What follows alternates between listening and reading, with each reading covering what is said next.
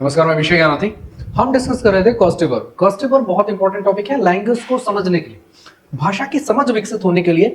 कई ऐसे शब्द हैं, कई ऐसे टॉपिक हैं जो सीधे रूप में हमने बचपन में नहीं पढ़े होते या स्कूल सिलेबस में उतने ठीक से नहीं पढ़े होते हैं, लेकिन लैंग्वेज को समझने के लिए बहुत ज्यादा महत्वपूर्ण है। उनमें से एक टॉपिक है कॉस्टिव वर्ब।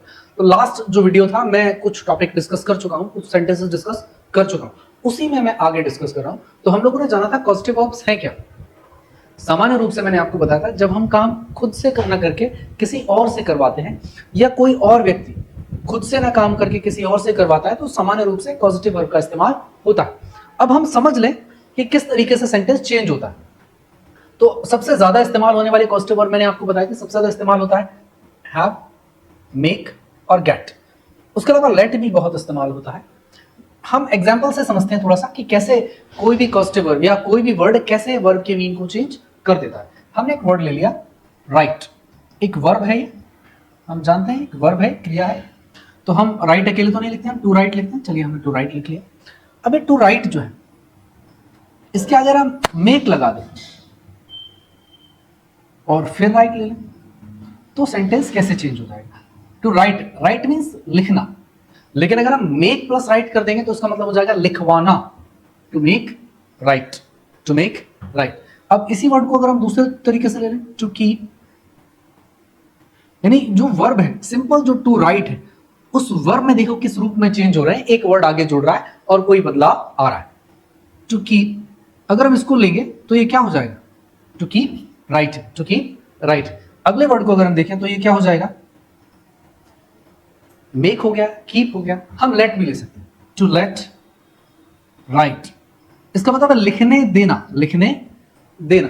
एक और एग्जांपल ले लेते हैं, to stop writing, to stop writing, यहां भी आईएनजी आ जाएगा वर्ब में, टू स्टॉप राइटिंग।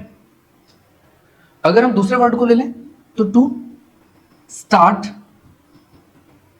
फिर वही राइटिंग। यहां हम क्या समझ पा रहे हैं कि ये जो टू राइट जो है, यानी कि कोई भी जो वर्ब है उस वर्ब के आगे एक शब्द जुड़ रहा है, एक नया वर्ड जुड़ रहा है और उसके मीन को चेंज कर रहा है। जैसे कि यहां हमने मेक राइट बोला, तो इसका मतलब राइट मीन्स लिखना, मेक राइट मीन्स लिखवाना, कीप राइटिंग लिखते रहना, लेट राइट लिखने देना, स्टॉप राइटिंग लिखना बंद करना, स्टार्ट राइटिंग लिखना शुरू करना। तो हम समझ पा रहे हैं कि किसी भी वर्ब के आगे किसी दूसरे वर्ब के आ जाने से वर्ब के मीन में, सेंटेंस के अर्थ में, वर्ब के अर्थ में बदलाव आ जाता है। अब दूसरे रूप में इसको समझते हैं। चूंकि पिछले टॉपिक में मैंने डिस्कस कर चुका हूं, मैंने मेक के कुछ जो मेक कॉस्टिव वर्ब है उसके मैंने कुछ सेंटेंसेस बताए थे। अभी मैं लेट के कुछ सेंटेंसेस को डिस्कस कर रहा हूं।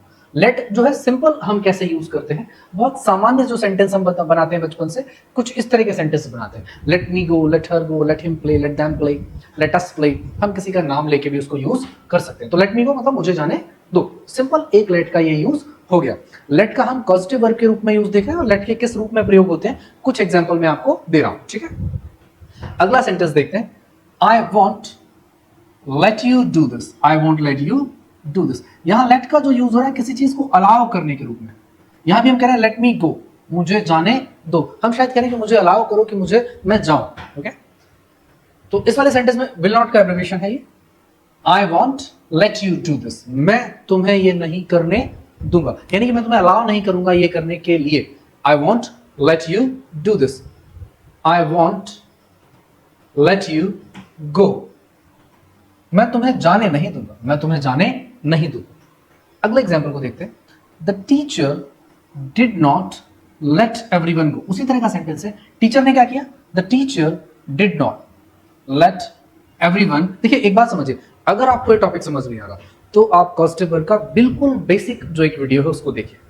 ये टॉपिक उन लोगों को समझ में आएगा जिन्होंने पहले से थोड़ा बहुत पढ़ा हुआ है। अगर आप बिल्कुल बेसिक लेवल पे हैं, बिल्कुल आप नए हैं, तो आपको इसमें थोड़ी सी दिक्कत आएगी। हाँ, ऐसा भी हो सकता है आप इसे 2-3 बार देखें तो आपको समझ में आ जाए, ओके। तो इसी सेंटेंस को हम देखते हैं अगले, I let him go there, मैंने उसे वहां। मैं कुछ एग्जांपल्स इसलिए ले रहा हूं, ये उसी टाइप का सेंटेंस है। मैं बार बार गो को ज्यादा बार इसलिए भी ले रहा हूं कि आप थोड़ा सा समझ पाए, एक ही वर्ब से ज्यादा एग्जांपल में ले रहा हूं, ठीक है। तो I let him go there, मैंने उसे वहां जाने दिया, आई लेट हिम। अब देखो, late him go,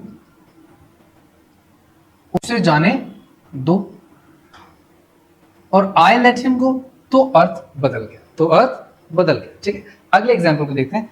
I don't let him go there, I don't, मैं उसे वहां जाने नहीं देता। यहां भी अलाउ की बात हो रही, मैं वहां जाने नहीं देता। अगले ये बड़ा इंटरेस्टिंग सा सिंपल सा एग्जांपल है। I let my younger sister watch TV in my room, यानी कि मैं अपनी छोटी बहन को I let my younger sister watch TV in my room, मैं अपनी छोटी बहन को अपने कमरे में टीवी देखने देता हूं। सिंपल। तो मैं उसको क्या कर रहा हूं, अलाउ कर रहा हूं किस चीज। अच्छा, देख कौन रहा है, दिख रहा, मैंने आपसे कहा था काम करने वाला कोई और होता है, करवाने वाला कोई और होता है, तो वहां कॉस्टिव वर्ब को हम समझते हैं। अब देखिए, I let my younger sister, मैं क्या कर रहा हूं, मैं सिर्फ अलाउ कर रहा हूं, मैं सिर्फ परमिशन दे रहा हूं, मैं सिर्फ परमिट कर रहा हूं किसी को किसी काम को करने के लिए। और किसके लिए परमिट कर रहा हूं, टीवी देखने के लिए। किसको कर रहा हूं, यंगर सिस्टर को कर रहा हूं। यानी कि यहां को अगर हम लेट देखें तो पॉजिटिव वर्ब के रूप में यूज हो रहा है। किसके रूप में यूज हो रहा है, पॉजिटिव वर्ब के। तो I let my younger sister watch TV in my room. हमें भी कह सकते हैं I let my students play in the classroom, मैं क्या करता हूं, मैं अपने स्टूडेंट्स को क्लासरूम में खेलने देता हूं। ओके, अगले एग्जांपल की तरफ हम लोग बढ़ते हैं। मैं एग्जांपल्स को इसलिए भी मैंने लिख लिया है कि थोड़ा सा कम समय में इसको समझा पाऊं। छोटे वीडियोस की सीरीज है और एक वीडियो में मैं बिना कुछ लिखे हुए पूरा टॉपिक आपको एक बार समझा दूंगा। उस वीडियो को आप जरूर देखिए क्योंकि बिल्कुल बेसिक लेवल से आएगा। ठीक है, तो हम कह सकते हैं माई टीचर अलाउज मी, या माई मदर अलाउज मी। अब देखो, अलाउ हमने क्यों ले लिया, क्योंकि यहां जो यूज हो रहा था वो अलाउ के लिए हो रहा था, तो डायरेक्ट एक अलाउ का ही सेंटेंस ले लिया। तो my teacher allows me to go to stadium. अब यहां अलाउ किसने किया, टीचर। किसे किया, मुझे। जाना किसको है, मुझे। तो my teacher allows me to go to stadium. एक और लेट का बड़ा पॉपुलर सेंटेंस बहुत यूज होता है, don't let this opportunity slip away, यानी कि इस मौके को स्लिप मत होने, जाने मत दो इस मौके को जाने मत दो। तो don't let this opportunity slip away. अगले एग्जांपल को देखते हैं। I don't believe in letting children. देखो, ये जो सेंटेंसेस में ले रहा हूं, कुछ सेंटेंस में मैंने बहुत सिंपल लिए, कुछ सेंटेंस मैंने ऐसे लिए जो बड़े काम के, जिनको आप कई बार यूज कर सकते हैं। तो आई don't believe in letting children do, मतलब मैं किसमें विश्वास नहीं करता, लेटिंग चिल्ड्रन डू। यहां इस सेंटेंस को लेने का मतलब ये भी था कि आप इसका यूज समझ पाए। I don't believe in letting children do whatever they want to do. मैं इस बात में विश्वास नहीं करता कि बच्चों को वो करने दो जो वो करना चाहते हैं। यानी कि कहने का मतलब व्यक्ति को ये चाह रहा है कि बच्चों को बिल्कुल फ्री नहीं छोड़ देना चाहिए कि जो मन में आए वो करे, कि शायद उन पर नजर रखनी चाहिए, उनका ध्यान देना चाहिए, उनकी केयर करनी चाहिए, नोटिस करना चाहिए कि वो क्या कर रहे हैं, कैसे कर रहे हैं। ठीक है, अगले एग्जांपल को हम लोग देखते हैं। आई डिडंट लेट हर गो, मैंने उसे नहीं जाने दिया था। यहां पे देखो डिडंट का यूज आप समझेंगे, यहां सेंटेंस पास्ट में जा रहा है। तो आई डिडंट लेट हर गो, मैंने उसे नहीं जाने दिया। अगले से मैं आगे से पढ़ूंगा तो थोड़े और एग्जांपल्स में आपको समझाऊंगा कि कैसे लेट के ही यूज पे मैं पहले आ जाता हूं। मैंने कुछ और समझाने के लिए कुछ एग्जांपल लिया हूं। देखो, लेट की अगर मैं बात करूं तो बड़ा कंफ्यूजन लोगों में रहता है कि लेट कैसे क्या कहता है। तो लेट के कई सारे यूज हैं, लेकिन उनमें सबसे ज्यादा जो इस्तेमाल उसके होते हैं वो मैं आपको थोड़ा सा समझा। पहला है allowing someone to do something, हम किसी को कुछ करने के लिए अलाउ करते हैं।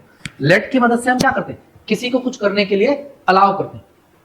तो लेट हिम गो, उसे जाने दो। अगला है टीचर लेट हिम गो, यानी टीचर उसे जाने देते हैं।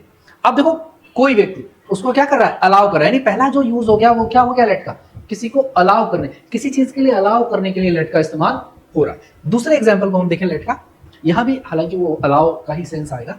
कई बार किसी चीज को इंट्रोड्यूस कराने के लिए भी हम लेट का इस्तेमाल करते हैं। यहां भी अलाउ करने के लिए ही कह रहे हैं, let me introduce my self, मुझे अपने आप को इंट्रोड्यूस कराने दे, या let me give you an example, मुझे एक उदाहरण देने दे, मुझे एक एग्जाम्पल देने दे। तो लेट का एक यूज आप यहां समझ पा रहे हैं, एक यूज आप यहां समझ पा रहे हैं। मैं अगले यूज की तरफ आता हूं। मैं नई एग्जाम्पल अगर लूं तो बहुत सारे सेंटेंस बन सकते हैं। Let her play,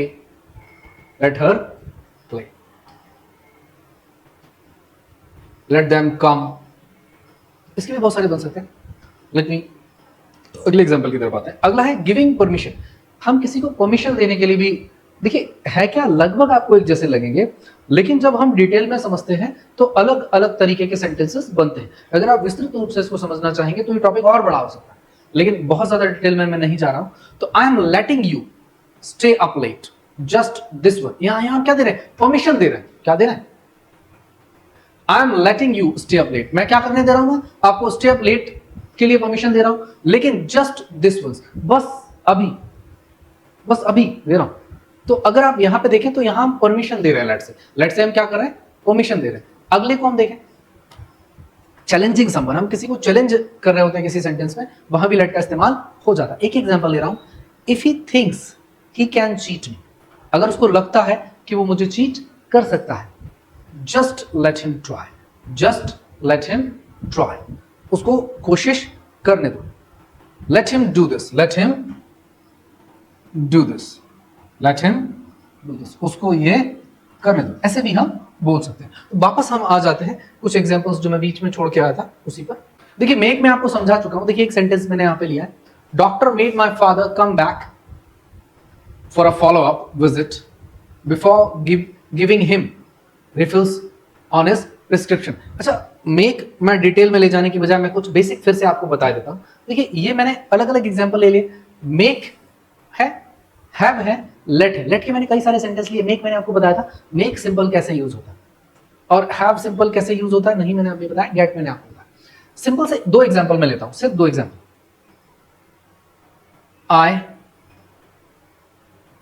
make him go there, I make him go there. एक सेंटेंस बनता है simple, who makes you laugh, who makes you laugh. अब यही कॉस्टिव वर्ब आपको समझना है। हु कौन, मेक्स यू लाफ। अब देखिए हंस कौन रहा है? तुम। हंसा कौन रहा है? कौन हंसाता है? कौन हंसने वाला कौन है? ये। हंसाने वाला कौन है? जो अननोन है। तो हम ये भी कह सकते हैं he makes you laugh, he makes you laugh. अगर इस सेंटेंस को आप देखोगे तो यहां जो मेक है वो पॉजिटिव वर्ब के रूप में यूज हो रहा है। अगर हम इसको पास्ट में ले लें तो ही मेड यू लाफ, उसने तुम्हें हंसाया था, उसने तुम्हें हंसाया था। सिंपल सा कंसेप्ट आपको ये समझना है कि ये गेट, हैव, मेक और लेट, इनके बहुत ज्यादा इस्तेमाल होते हैं। लैंग्वेज को समझने के लिए आपको इनको प्रॉपर पढ़ना होगा, समझना होगा। आप स्पोकन में भी इसको यूज करेंगे। आप किसी भी कॉम्पिटिटिव एग्जाम की प्रिपरेशन कर रहे हैं तो इनकी बेहतर समझ आपको होना बड़ा जरूरी है। छोटे वीडियोस की सीरीज है। अगले वीडियो में मैं हैव को और गेट को डिटेल में डिस्कस करूंगा। अगले वीडियोस में मिलते हैं आपसे।